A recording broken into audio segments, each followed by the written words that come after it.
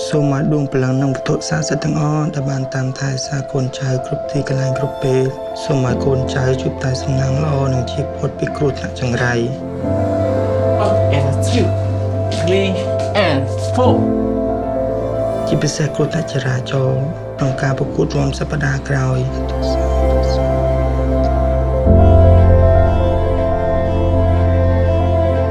ខ្ញុំឮគេថាគេចង់អភិវឌ្ឍក្រុងឲ្យបាន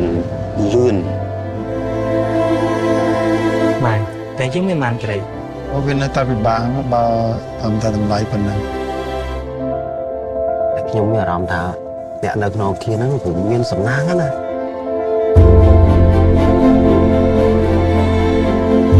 ខ្ញុំមិនរស់រើផ្ទះខ្ញុំដាច់ខាត